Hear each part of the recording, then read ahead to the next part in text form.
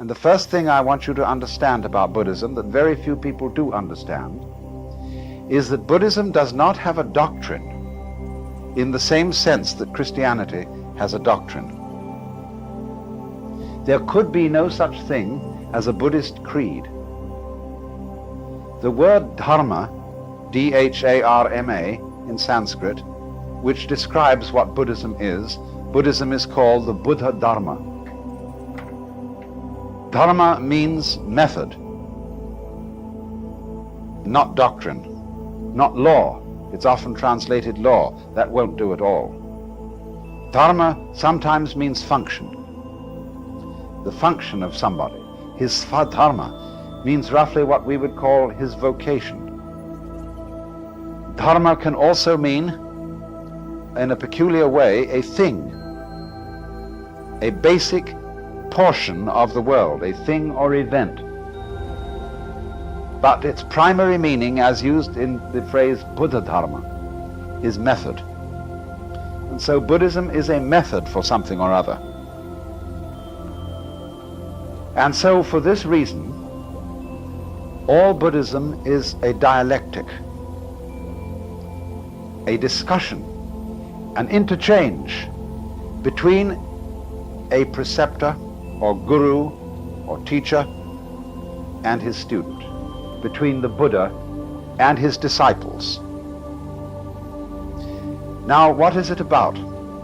First of all, the word Buddha comes from a Sanskrit root Buddh, B-U-D-H.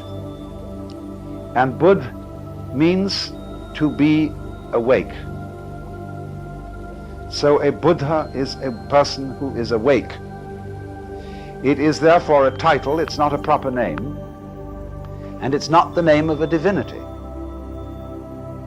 There are many, many gods recognized, angels we might rather call them, in Buddhism, but they are regarded as being inferior to a Buddha. The gods are not yet fully awakened. Buddhism divides the world into 6 divisions. And this is very important for understanding what it's about. You don't have to take these 6 divisions literally, because they may equally well refer to states of human consciousness. But the 6 divisions are like this. You see, you draw the circle of the wheel of life.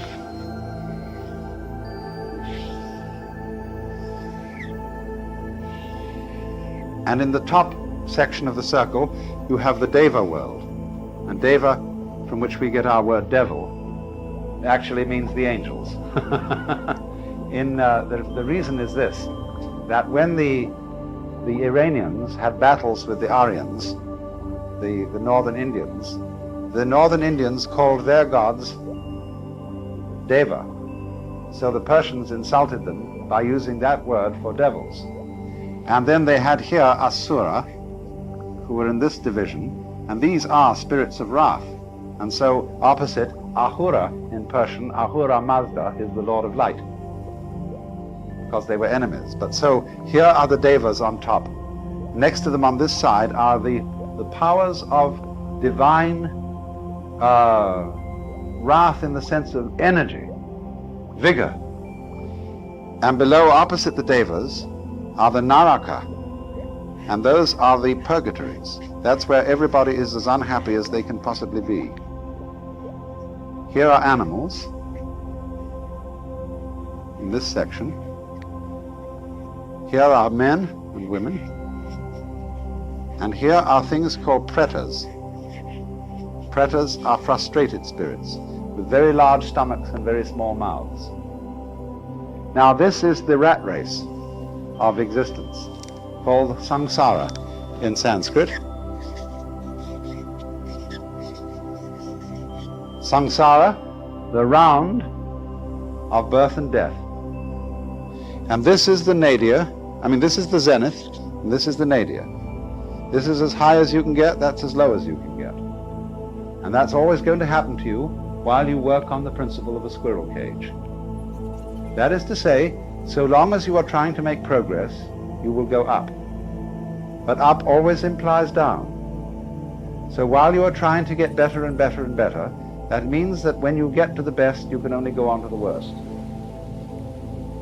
And so you go round and round and round, ever chasing the illusion that there is something outside yourself, outside your here and now, to be attained that will make things better.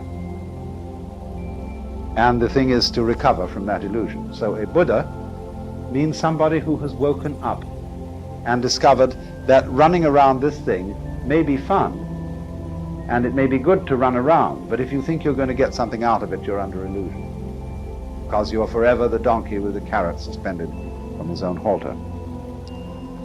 Now then, it goes on to say that there's only one place, one point in this wheel from which you can become a Buddha, and that's here. The Devas are too happy to become Buddhas, or to worry about becoming a Buddha. The Narakas are too miserable. The Asuras are too angry. The animals are too dumb, and the Pretas too frustrated. Only in the middle position, the position of man, which is, you could say, the equal position, the position of sufficient equanimity to begin to think about getting off this rat race. Only from there, you see, can you become a Buddha.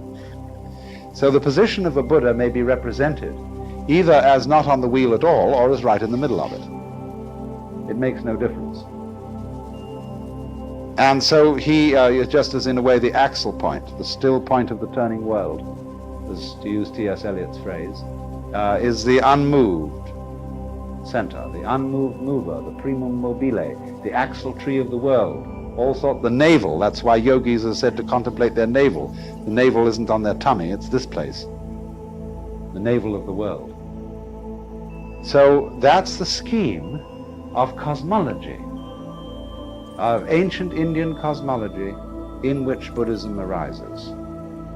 So you see, therefore, a Buddha is one who awakens from the illusion of samsara.